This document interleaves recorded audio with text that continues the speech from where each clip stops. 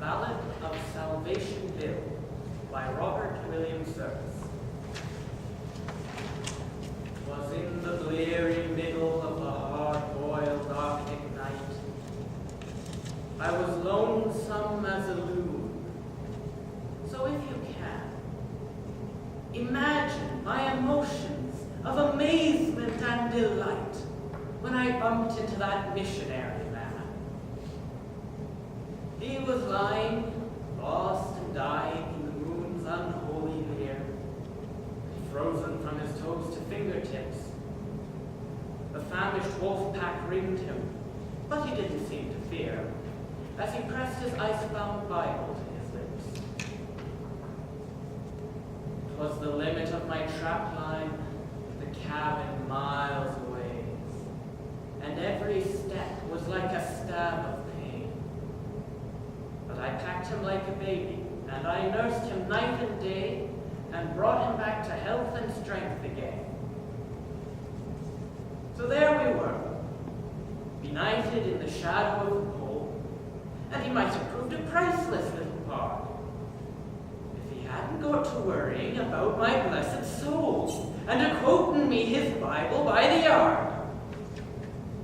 Now there was I, a husky guy, whose God was nicotine, with a coffin nail a fixture in my mind. I rolled them in the pages of a pulpwood magazine and hacked them with my jackknife from the plug. For oh, to know the bliss and glow that good tobacco means, just live among the everlasting ice. So judge my horror when I found my stock of magazines was chewed into a chowder by the mice. A woeful week went by, and not a single pill I had. Me that would smoke my 40 in a day. I sighed, I swore, I strode the floor, I felt I would go mad. The gospel plugger watched me in dismay. My brow was wet, my teeth were set, my nerves were rasping wrong. And yet that preacher couldn't understand. So with despair I wrestled there. Suddenly I saw the volume he was holding in his hand. Then something snapped inside my brain, and with an evil start, the wolfman in me woke to rabid rage. I saved your lousy life, says I, so show you have a heart. Tear me out to solitary page. He shrank and shriveled at my words, his face was pewter white. Just as if I handed him a blow. And then he seemed to grow to heaven's height, and in a voice that rang, he answered, "No!" I grabbed my loaded rifle and I jabbed it to his chest. "Come on, you shrimp, give up that book," says I. Well, sir, he was a parson, but he stacked up with the best, and for grit I got to hand it to the guy. "If I should let you desecrate this holy word," he said, "my soul would be eternally accursed. So go on, Bill, I'm ready.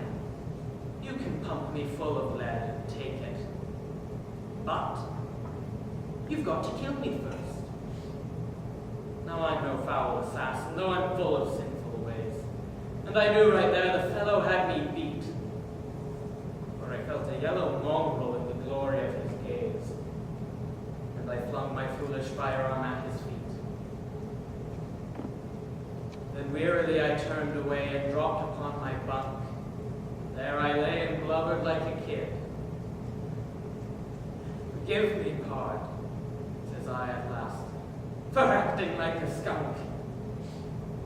But hide the blasted rifle," which he did. And he also hid his Bible, which was maybe just as well. For the sight of all that paper gave me pain. There were crimson moments when I felt I'd go to hell to have a single cigarette again. And so I lay, day after day, brooded.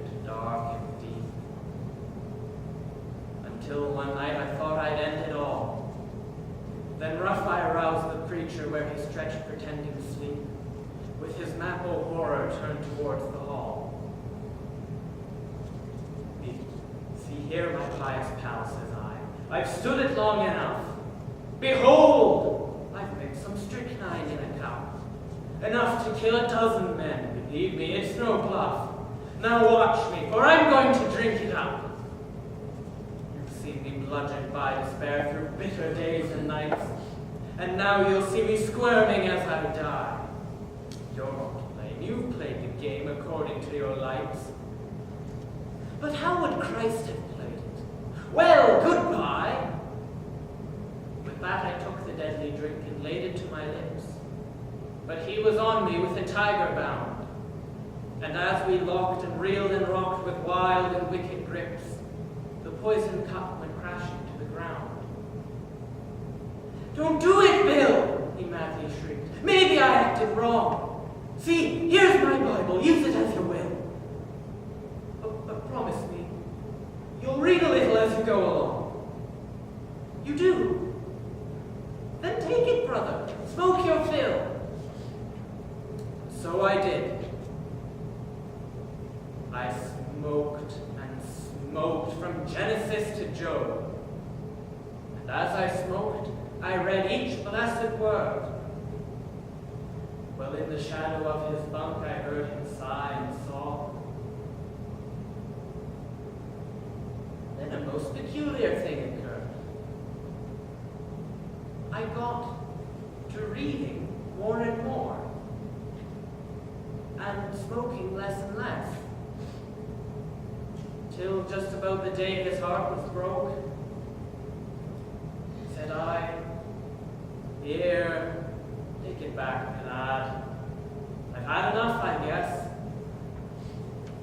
Your paper makes a mighty rotten smoke." So then and there, with plea and prayer, he wrestled for my soul, and I was racked and ravaged by regrets. But God was good. For lo, next day there came the police patrol, with paper for 1,000 cigarettes. So now I'm called Salvation Bill. I teach the living law, and ballyhoo the Bible with the best. And if some guy won't listen, why I sock him on the jaw, and preach the gospel sitting on his chest.